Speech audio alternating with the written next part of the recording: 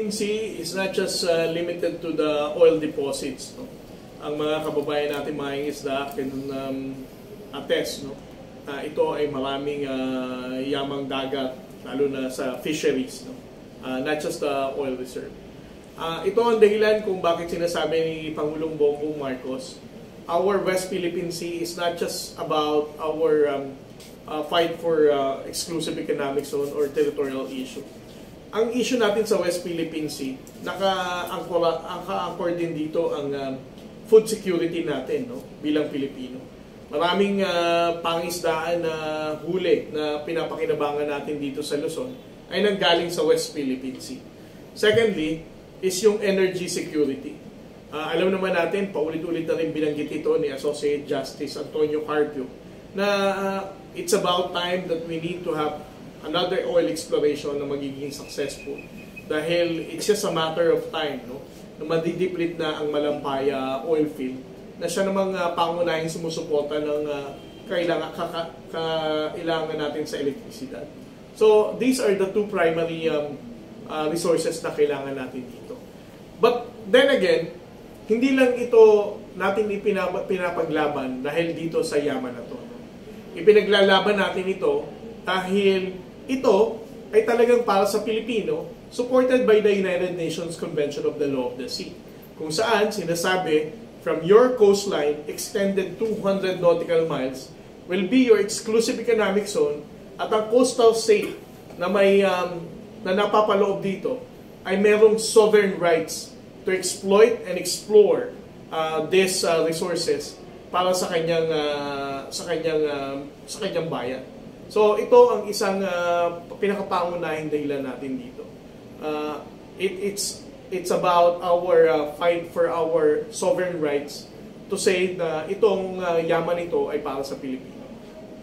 Yung pong joint exercises na natin with the American and other countries, how is it affecting yung pagdating po sa ating capability and sa moral na rin po ng ating mga troops? Well, for the Armed Forces of the Philippines and even the Philippine Coast Guard, ang mga ganitong engagement natin with foreign countries is a clear indication na more countries are standing up against China, that more countries are supporting our efforts to assert our position in the West Philippine Sea. The mere fact na hindi lang Estados Unidos, hindi lang Australia or even Japan ang nagbibigay ng statement to criticize and condemn Chinese aggressive action, mas nakakataba ito ng puso para sa Armed Forces of the Philippines and sa Philippine Coast Guard. Secondly, itong mga exercises na to allows our military and Coast Guard to coordinate and to have a much more smooth, harmonized relationship with their counterparts, particularly the US Navy and among other countries na mag-join dito sa Balikatan. In terms po sa mga ships po natin, ano po ba mga kailangan po natin and gano'n po karami para po ma-defend po natin ang buong buo yung pong ating archipelago? Well, right now, ang Philippine Coast Guard ay meron lamang 2 97-meter vessel. Kumbaga, ito yung pinakamalalaking barko natin. Ang isa dito, ito yung Magbanwa class. Ang isa dito ay nandito sa Manila, yung isa nasa Palawan. So, we need more of those kasi itong mga 97-meter na to would be able to prolong our presence in the West Philippine Sea or even in any other maritime areas. So, besides from the vessels, no, we're also hoping that the Philippine government in the next coming years will support also the acquisition of aircraft for the Philippine Coast Guard. Ngayon po, ang Coast Guard ay meron lamang 2 helicopter para sa buong Pilipinas na yan. At meron lang din tayong 2 Islander fixed wing para sa buong Pilipinas na rin yan. So, ang Coast Guard, our mandate is not just in the West Philippine Sea. Kung matatandaan nyo, kapag may oil spill, mandate ng Coast Guard. Kapag may bagyo, para maghanap ng nawalang mangingisda, problema din ng Coast Guard. Kapag may law enforcement issues like counter-terrorism, smuggling, function din ng Coast Guard. Hindi lamang West Philippine Sea ang binabantayan natin dito. Ibig sabihin, we need more vessels, we need more aircraft, and most importantly, kailangan namin ng port facility. Alam nyo ba na kahit napakamahal ng mga bangko ng Philippine Coast Guard, para yung ano yun, ang Philippine government bumili ng mga mamahaling sasakyan, pero walang parking. Kasi ang Coast Guard vessels do not have port facilities. Nakikiparke lang kami sa mga PPA, no? Port facilities. At saka sa mga palad, kapag may instances na yung parking space ng barko natin ay kailangan ng mga commercial vessel, ay ang Coast Guard papaalisin para i-accommodate yung commercial vessel. But of course, you cannot blame the PPA because that's their mandate, no? For them to get rental fees, no? Or wharfage fees para masustain ang effort natin economically.